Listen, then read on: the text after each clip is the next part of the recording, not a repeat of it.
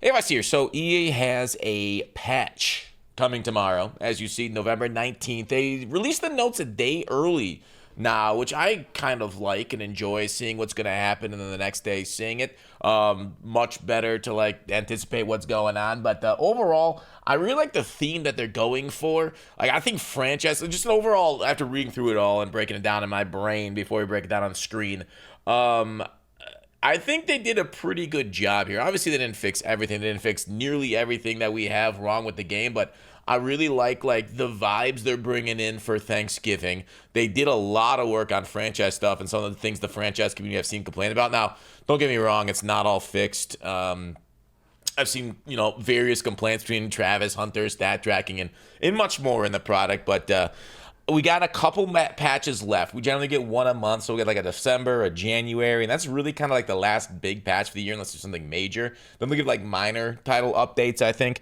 going forward. But basically, the January one's kind of last big one before the game's kind of fully locked.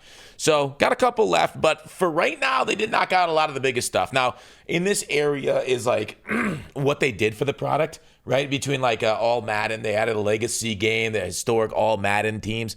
Hopefully this is kind of stuff that 2K did with like eras and whatnot, and if they bring something like that going forward, which I know in the NFL is a lot harder just due to the way they negotiate with players and the union, like the NBA's got a much better past union than the NFL does, and there's just much more football players than there were NBA players. But I think it's a nice little start. They obviously added Coach Madden. Not obviously. They added a new Master Motivator archetype in franchise mode. There is something buried in the franchise note that I'm kind of interested in seeing because it feels more wide-ranging than just in franchise. But we'll talk about that when we get there because that's kind of cool. All-Madden Legacy game. They also had like cool stuff. Like they had I'm not going to show it right here just in case of copyright. But they had really neat, like they brought out John Madden like announcements, like things they had locked in the vault, which, obviously I don't think EA is going to do it anytime soon with the amount of backlash, but maybe like 10 years. I mean, it leads me to believe that, are we just going to get an AI John Madden voice in the future? Because I would not like that, but I know society is becoming much more accepting of AI. But I think this was like perfect, right? To bring back John Madden's voice and like certain lines that they've had in the can to like describe some of the action going on. I like that as a tribute to him. Some people's tribute is another person's ghoulishness. So that's all, feel for individuals. But like I'm going to a lot of yadas. My apology, yada, yada, yada on the new game mode, new commentary lines, legendary Madden calls, throwback theme music, team select, post-game celebrations, all celebrating Coach Madden's legacy. Let's get to it. All right, new coach abilities and play sheets. So I'm not going to go through each one of them, but if you play franchise, you know what play sheets are. There's no Coach Madden abilities, play sheets, that kind of stuff. I don't really love the RPG around aspects around coaching as much because in my initial review of Madden, I remember saying, and I remember, but like you guys might not, I do not really.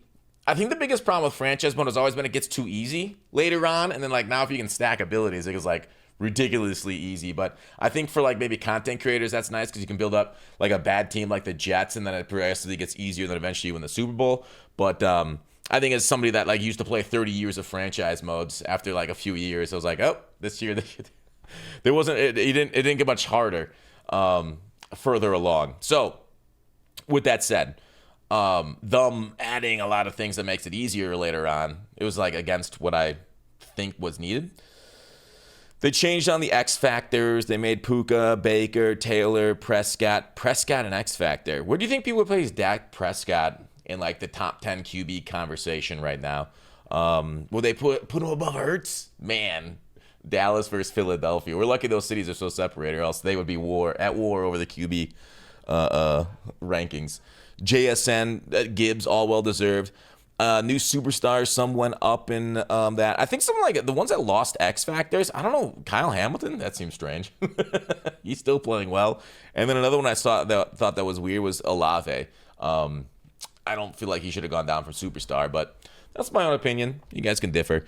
Addressed unrealistic QB speed. Okay, so gameplay itself, right? The crux of the reason, right? Like everybody does the gameplay. Now, obviously, if you play franchise mode and you weren't cheesing out the defense or like If you wanted the CPU, they wouldn't do this, but there's a speed boost you were able to do with the QB juke in the backfield.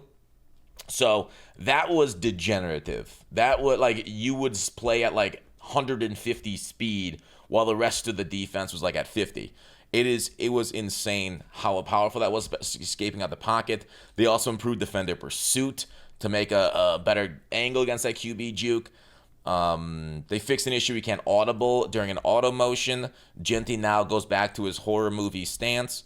Ice the Kicker is going to have more. I don't know if I don't really like Ice the Kicker. It's kind of dumb because statistically there's no difference between kickers in Ice the Kicker situations where they get that timeout called and them without it, right? So, like, Ice the Kicker's always been a weird thing. It's a video gamey thing. It's one of the sacrifices we make for, like, oh, why do coaches do it? Superstition, statistically, it's essentially the same. So, whatever. It's a video game. It adds some depth, I think. It makes it really cool looking and icy.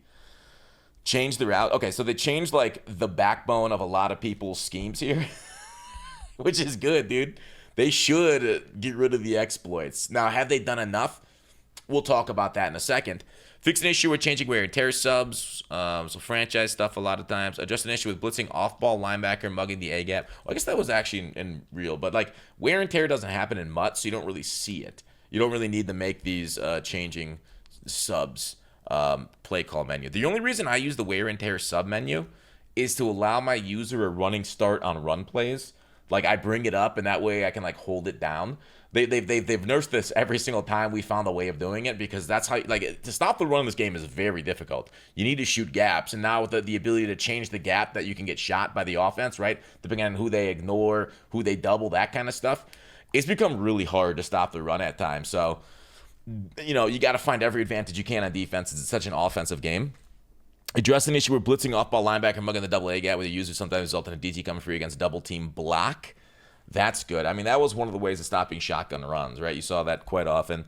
Defensive pass rushers now disengage earlier when the QB starts to scramble out of the pocket. Good. I'm sick of watching a defensive end hold their block like that while the quarterback's at like a 100-degree angle over their shoulder right there. It's like that should have been disengaged with like 30 degrees before.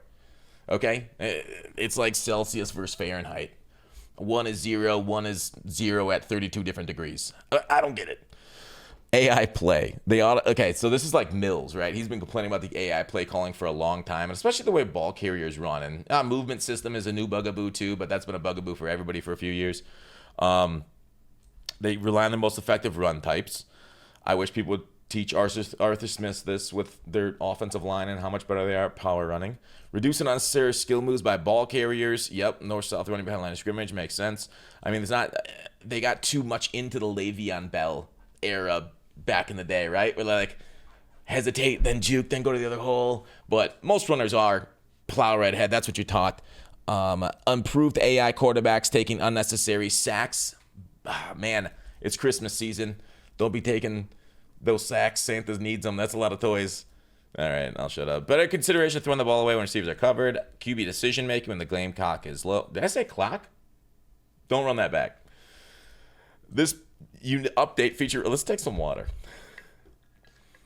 All right. So they added a bunch of new plays, 1,000 plays to various playbooks, including 280 new plays. I like this. I want Play Creator more, but I like that they're adding stuff. So shout out to the people working there for adding new stuff. And we're going to get down to a second. I'll show you why it's so cool here in a minute. They added new stuff. I'm kind of concerned. The most popular meta formation, more meta book, Jags. I moved out of Jags recently because it became too popular. You know, I'm a Madden hipster. But gun bunch tight end week. They added the most popular thing in the entire product, right? Gun bunches and then a tight end week to the most popular. EA's not beating the accusation of only making the best meta stuff even more popular. So Jags, like, I saw something about like MUT.GG that over 20% of people were running Jags playbook. Let's kick those numbers up. Those are amateur numbers. Let's get it up over 30. So, yep, that's what you'll see a lot of, especially the high end playing of the game. Then, you know, there's a bunch more added. Steelers got gun wing trips weak nasty. we'll see what's all in this stuff and new things added. So what I like mostly about this is that a lot of the new plays, some of their favorites were based off like touchdown passes called, right? Like the Steelers got that because a touchdown pass against the Patriots in week 3. So like that kind of stuff, that's really neat to tie it to the real life, because that's what their playbooks are, right? It's the Steelers playbook. It's the Steelers offense. That's what their entire franchise engine's based off of, sort of. There's a lot of like weird stuff going on there. We'll talk about some other time, but I like it. They've added new defensive formations designed for passing situations where defense want to show pressure pre-snap and disguise where they're bringing the blitz or dropping into coverage. Defensive playbook updates with a lot of this stuff too. Yeah, I like a lot of the evolving of the product through the year, right? It makes it from being stagnant and the same thing the whole year round. And updating the playbooks is one of the best solutions EA can do to like show that, right? Evolve it through the year. So good on them for really, because like for years, these things were stagnant. Like the playbook guy like would do nothing. Like the playbooks that came out on launch were the playbooks you got at the end of the year, right? We're talking like the late Madden teens era, early 20s. It's not until like the last couple years that they really focused on it. So shout out to them. It's crazy because like everybody that was associated with like, oh, the playbook guy, he's so smart. Yeah, but then why doesn't he do any work? Is he just lazy? So now I don't know if it's the same guy. They brought in new guys. I know they brought in a couple new guys, but they're doing such a better job now because it's actually in the product instead of just like their aura at the company. Wear and tear sliders. I've heard franchise players complain that wear and tear has been broken since launch? Why am I misspeaking so much today? So seeing EA put actual effort into it has been a big W for them. Let's hope it actually works now and bring in new sliders and stuff. So this is the part where I was talking about that's like really interesting to everybody, okay? So they brought in coachability tuning. They brought in modifiers, and I'll show you sliders in a second here.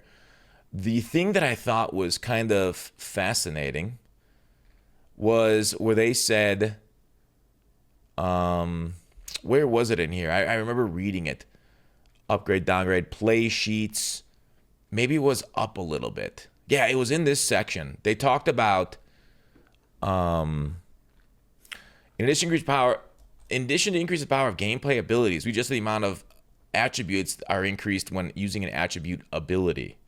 So like, in addition to increase the power of gameplay abilities, is that just like the ability modifiers that they increase the power of?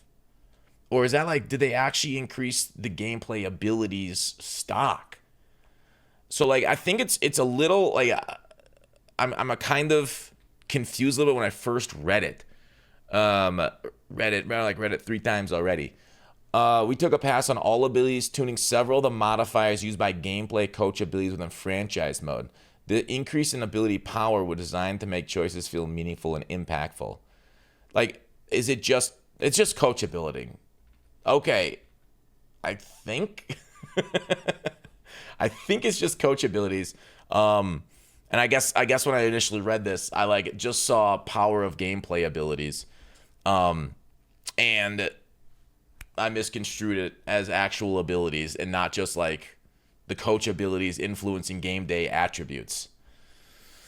Oof, I am not a smart man. All right, so that's kind of it. Overall, like, it really went crazy as far as the coach game mode.